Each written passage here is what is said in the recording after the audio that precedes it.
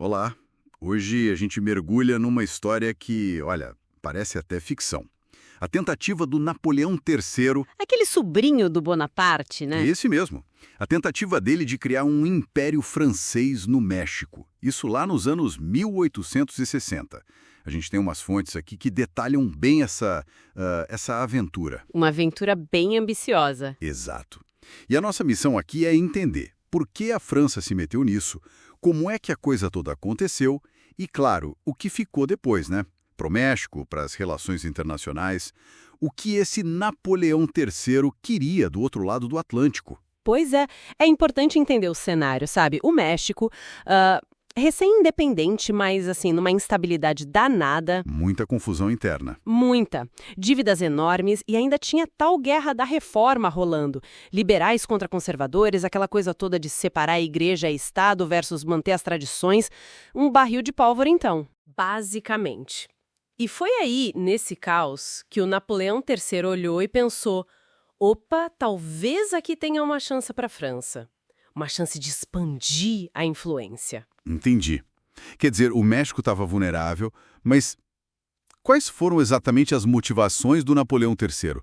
Não era só vamos ajudar, imagino. Não, de jeito nenhum. Tinha sim um gatilho financeiro bem claro. Em 1861, o governo mexicano suspendeu o pagamento das dívidas externas. Ah, dívida com a França também. Também, França, Espanha, Reino Unido. E aí, para o Napoleão III, isso foi tipo a desculpa perfeita. Para mandar tropas. Exato. Não só para cobrar a grana, mas para, assim, mostrar a força da França no mundo, sabe? Reforçar a posição global.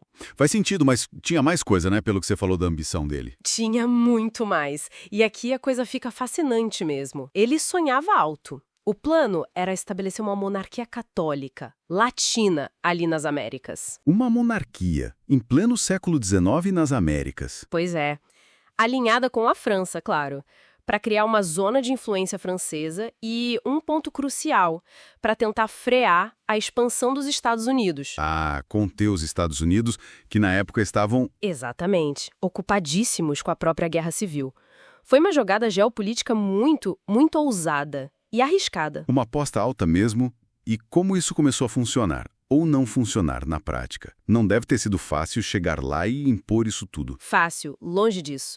Logo de cara, em 1862, eles levaram um baque. Que foi? A Batalha de Puebla. O exército francês, que era considerado superpoderoso, foi derrotado pelos mexicanos. Tropas lideradas pelo Ignacio Zaragoza. Sério? Uma derrota assim, logo no começo? Sim, e esse dia, o 5 de maio, virou um símbolo fortíssimo lá no México, da resistência deles contra o invasor. Uma vitória moral enorme. Nossa. Mas conhecendo a França da época, eles não devem ter desistido aí, né? Que nada. A derrota em Puebla só fez o Napoleão III dobrar a aposta. Ah, é? Então vamos com mais força ainda. Mais tropas, mais dinheiro. Exato. E em 1864, depois de mais combates e de tomar a cidade do México, ele conseguiu colocar o plano dele em prática. Trouxe um nobre europeu, Quem? o Maximiliano de Habsburgo, um arquiduque da Áustria.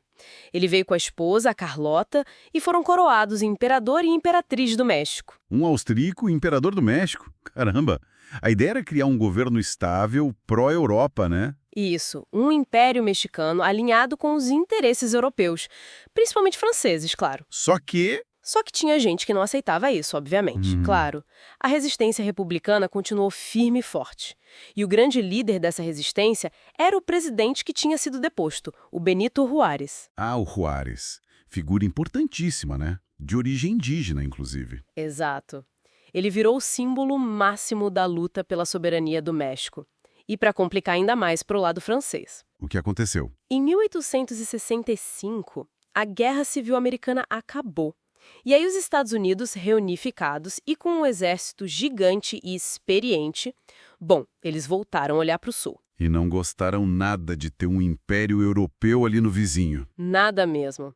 Começaram a pressionar diplomaticamente, até militarmente, para a França sair dali. Aquela doutrina Monroe, né? América para os americanos. Então foi essa combinação.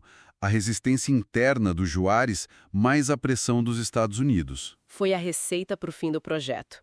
Napoleão III, pressionado por todo lado e já com problemas começando a surgir na Europa também, ele começou a retirar as tropas francesas em 1866. E o Maximiliano? Ficou na mão. Foi abandonado, basicamente.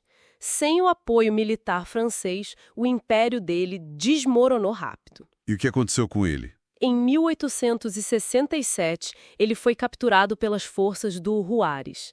Teve apelo internacional para pouparem a vida dele, mas não adiantou. Maximiliano foi fuzilado. Que fim trágico. E que reviravolta completa na história. Completamente. Um fim trágico para ele e um fim desastroso para a ambição francesa. Imagino as consequências disso tudo. Devem ter sido enormes. Sem dúvida. Para a França do Napoleão III, foi um vexame. Uma derrota militar, diplomática, custou caro, abalou o prestígio dele e até ajudou na queda dele uns anos depois. E para o México? Para o México, apesar de toda a dor da guerra, da ocupação, a vitória significou a restauração da República, a consolidação da soberania nacional sob a liderança do Juárez. Fortaleceu muito o sentimento de identidade mexicana. E no cenário global? Marcou o fim da ideia de que potências europeias podiam simplesmente intervir militarmente nas Américas quando quisessem. E, na prática, consolidou a influência dos Estados Unidos no continente. Aquela tentativa de conter os EUA. Acabou fortalecendo eles, ironicamente. Exatamente. Um tiro que saiu pela culatra, podemos dizer. Impressionante. E pensar nisso tudo, nesse colapso do Império e na vitória mexicana, levanta uma questão interessante, né? Como é que a história do México e talvez das Américas poderia ter sido diferente se aquele império tivesse vingado?